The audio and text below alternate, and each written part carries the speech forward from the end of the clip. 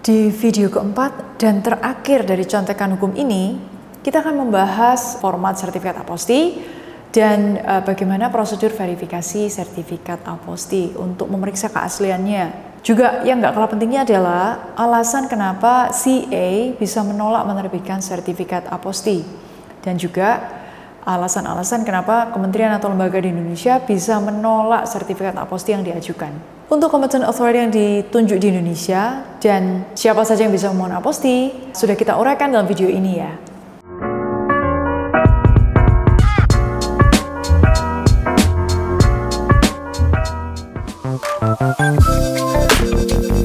Sertifikat aposti disusun dalam bahasa resmi, bisa bilingual, bisa multilingual dari negara penerbit. Contoh sertifikat aposti yang dikeluarkan oleh Menkumham seperti ini ya. Sedangkan ini adalah contoh sertifikat aposti yang diterbitkan dari Amerika, dari dua negara bagian yang berbeda. Dalam sertifikat aposti ini ya, kita amati ada 10 item informasi standar, seperti yang ditampilkan di layar.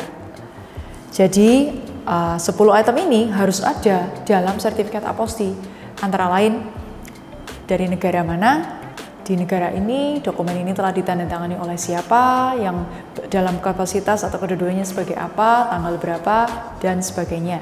Selanjutnya, dalam sertifikat aposti harus jelas aposti ini diberikan untuk dokumen berupa apa.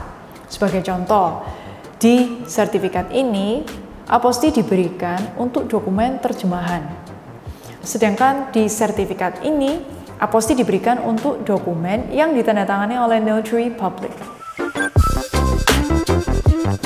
Bila kita menerima sertifikat aposti dari negara lain, bagaimana kita memeriksa keasliannya? Untuk sertifikat aposti yang diterbitkan di Indonesia, verifikasinya dilakukan dengan memindai barcode yang ada di sertifikat tersebut.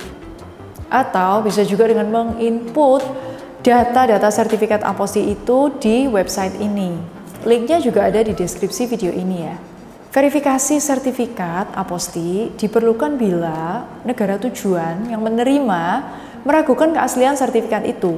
Jadi bisa menghubungi competent authority atau CA di negara asal untuk memastikan keaslian sertifikat tersebut dengan mencocokkan di register. Daftar CA bisa diakses di link ini ya, juga ada di deskripsi video ini.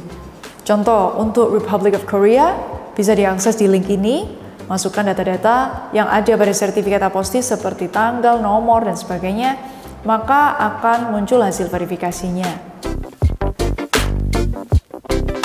Competent Authority atau CA berhak menolak menerbitkan sertifikat aposti dengan beberapa alasan, antara lain dokumen yang dimintakan aposti bukan merupakan dokumen publik menurut hukum negara asal, atau dokumen publik tidak berasal dari negara peserta konvensi, atau negara itu sedang dalam proses menjadi peserta konvensi, atau juga dokumen yang dimintakan aposti adalah dokumen yang dikecualikan, atau competent authority mungkin tidak bisa memastikan keaslian dokumen yang dimintakan aposti ini, dan beberapa alasan yang lain. Sebaliknya, kementerian atau lembaga di Indonesia juga bisa menolak menerima satu sertifikat aposti yang diterbitkan dari negara lain. Alasannya, yaitu bisa saja aspek-aspek tertentu dari sertifikat aposti ini tidak sesuai dengan data yang tersimpan pada register aposti di negara penerbit. Atau bisa juga format sertifikat aposti tidak sama atau tidak sesuai dengan ketentuan konvensi aposti, yaitu 10 item informasi standar yang sudah diuraikan sebelumnya. Lastly, terakhir, ini adalah poin-poin penting, bisa jadi pedoman bagi kita praktisi hukum mengenai aposti. Yaitu aposti ini mulai diberlakukan pada tanggal 4 Juni 2022. Aposti hanya berlaku terhadap dokumen publik yang akan digunakan di wilayah negara peserta konvensi aposti. Dokumen yang dikecualikan untuk aposti adalah dokumen yang diterbitkan oleh pejabat diplomatik atau konsuler, juga dokumen administratif yang berkaitan langsung dengan kegiatan komersil atau kepabeanan, serta dokumen yang diterbitkan oleh kejaksaan sebagai lembaga penuntutan. Negara peserta konvensi saat ini ada 124 negara dengan catatan Senegal, Saudi Arabia, dan Pakistan sedang dalam proses menjadi peserta konvensi. Juga untuk China hanya berlaku untuk teritorial Hong Kong SAR dan Macau SAR.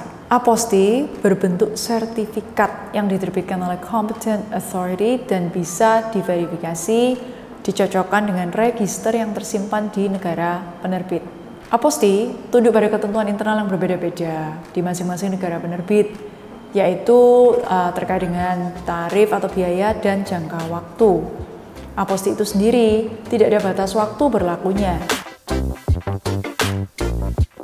Jadi kesimpulan dari video ini adalah 10 item standar yang harus ada dalam setiap sertifikat aposti. Kemudian verifikasi sertifikat aposti yang diterbitkan di Indonesia dilakukan dengan memindai barcode atau dengan memasukkan data sertifikat aposti ini ke dalam website ini ya.